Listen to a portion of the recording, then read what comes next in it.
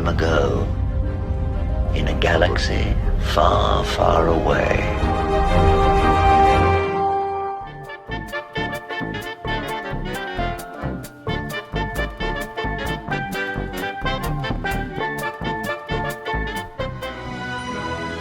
Feel, don't think. Fear is my ally. The Force will be with you. We are encouraged to love. Be mindful of your thoughts. I will not betray the Republic. Hey, your worship, I'm only trying to help. Scruffy-looking nerf herder. I'm not afraid. You must unlearn what you have learned.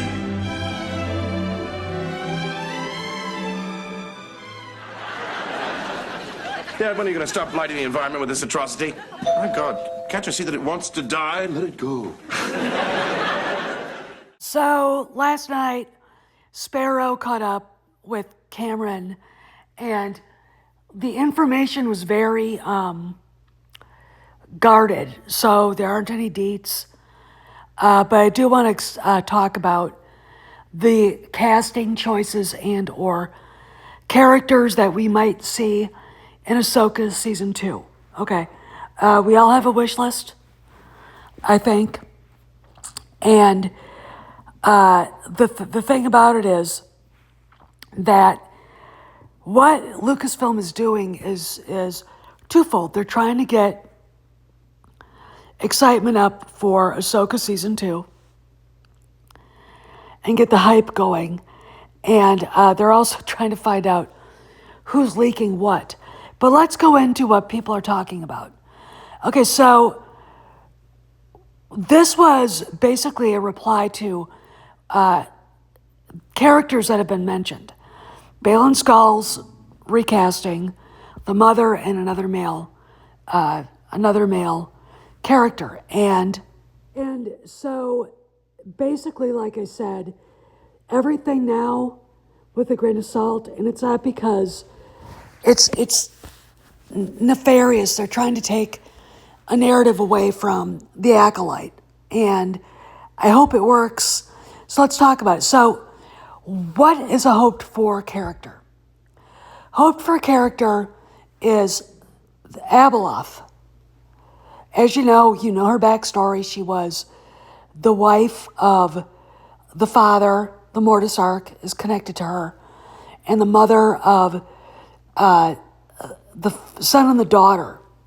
And she was exiled into the Maw because, and the reasons is because if she's loose from where she is exiled beyond the Maw, which are the three ginormous black holes as are looked at in the Kessel Run, she is chaos itself. She is beyond evil. And every time she escapes, the son and the daughter have to go and put her back. Okay, we know why. She's human female, getting older. Her family wasn't. She decides to take a dip in I think, the pool of knowledge. Just like, Eve bit the apple. And poof, she turned into a monster. And the thing, there's so much mythology about this character that comes from actual mythology. Okay, that comes from actual, Egyptian mythology, Norse mythology. Okay, so if you think about who the actresses are, if they're actually making this character, and I think it would be a good idea, because the moment she shows up, the timeline changes because she is chaos again itself, and the Force is way out of balance. Okay, you could ask why was she let loose again, and maybe not only did the Force fight back, they might have actually, by their tinkering with dark side alchemy, might have actually let her loose. All right, because the Force is out of balance when Anakin is born. Okay, and it's because of Plagueis and Palpatine tinkering with alchemy that they should not have been, and trying to force the midichlorians to create life. And the Force saying, no, we're going to make sure that you don't get to do that, mere mortal creatures. And maybe they also let this thing loose, okay? So let's think about actresses. Charlize Theron, Angelina Jolie, and there are others. If you want to name anybody in the comments, that'd be great. I want to hear about them. So let's talk further.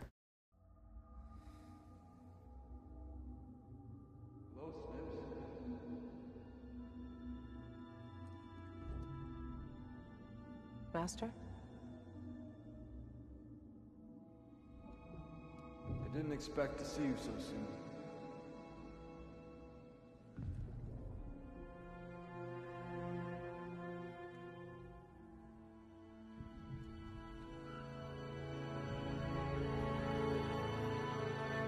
Anakin.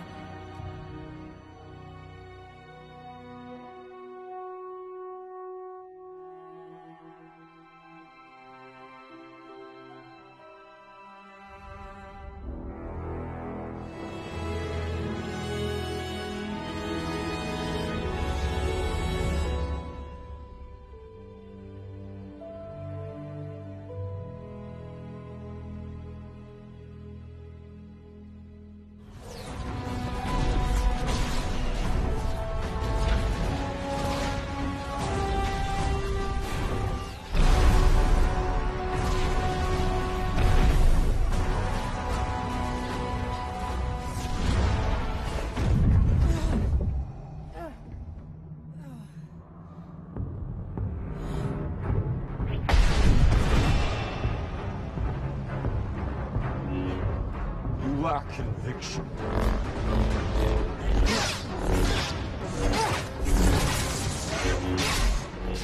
So they're going to have to replace Baylan Skoll. We've been told. This is the rumor.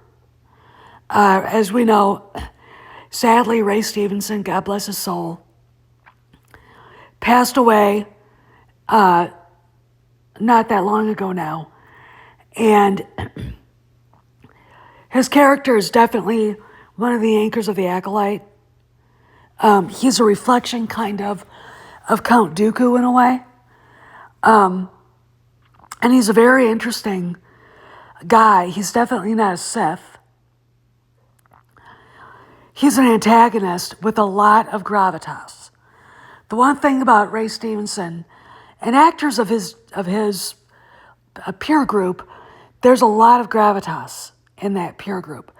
And he's carrying the story forward and taking it to Mortis. There's the father and the son. The daughter's monolith statue is destroyed, okay, as was in the Mortis arc in Clone Wars. And we see him on the father's finger looking out towards that beam of light. What kind of actor could come in and replace him if they're actually going into recasting him? You got to think it's got to be a guy, all right, between the ages of 50 and 65 or whatever.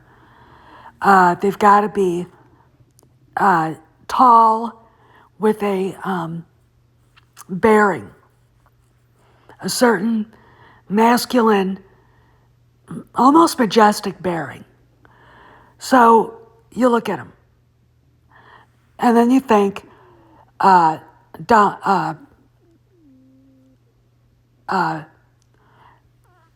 Jeffrey Dean Morgan. You think Clive Owen. You think Russell Crowe would be perfect if he'd lose about 40 pounds. No one wants, fat Jedis are not, there's a weight requirement for crying out loud. And maybe Gerard Butler if he could find some gravitas. I mean, that's the weakest candidate when I think of him. What about, Viggo Mortensen? He's done sci-fi fantasy. He could easily take that. So what we need is someone to embody what Stevenson created. What I hate about this is that the character wasn't finished when he died. And it's heartbreaking when you think about it, that he didn't get to finish what he started. So let's go to the other rumor part of this. They're looking for a male actor to play a villain. And the only villain that I can think of in this entire thing is the son of Mortis. Because that's where the story of Ahsoka season 1 ended. Peridia, you've got Balin literally going into Mortis as far as I can tell. And that mountain does look like the top of half the diamond shape of Mortis with the beam of light coming out. And if you've seen the Mortis arc, the daughter's killed by the dagger of Mortis. The father kills himself with the dagger of Mortis. The son is stabbed and shived with Anakin's lightsaber.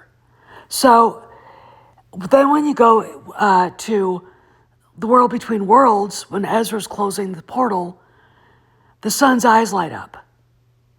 The only character in that Temple of Lothal mural is the son, whose eyes light up. The rest of them don't. Okay, so that tells me the Force is out of balance, right there and then. And the dagger of Mortis was the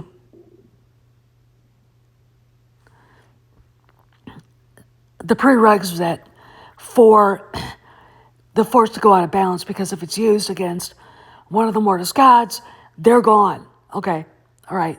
So what you've got is perhaps the son leading Balin to where he's at. And, so who could play the character? Well, we all thought, so my first and gut reaction immediately is Matt Smith. He'd be absolutely perfect as the son of Mortis. And he's almost it. But let's see, Bill Skarsgård would be good.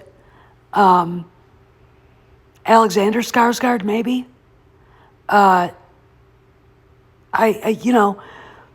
Because the character again needs to be played as a bratty, obnoxious, immature teenager.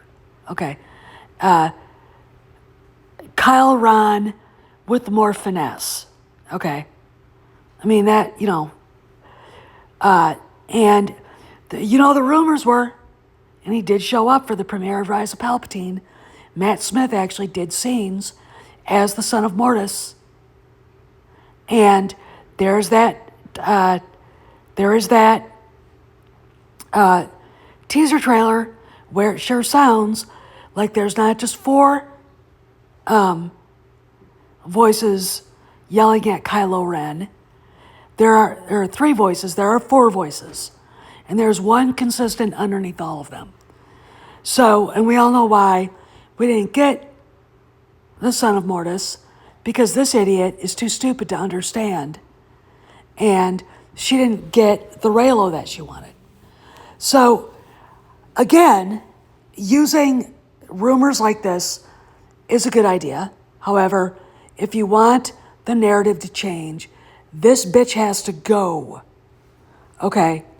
How do we convince Bob Iger to allow for transparency so the fans know they're being listened to? Okay? You can't just make everything in subtext, because trust me on this, the big YouTubers who have bared their souls to me and told me who they were, and all of you who they were and are, wouldn't understand subtext because they don't. All right? The lack of education and the lack of common sense isn't just on the left anymore, okay? You have to make it transparent. You have to put it out there in bright, bold colors so these idiots can go, oh, okay, wow, that's interesting, and then go on with their miserable little lives. That's the only way to do this, okay? Only way to do this. Anyway, I gotta go, and I just wanted you guys to know that there's other stuff going on too that I will probably talk about later in a live stream. You guys have a good afternoon. I'll see you around the galaxy.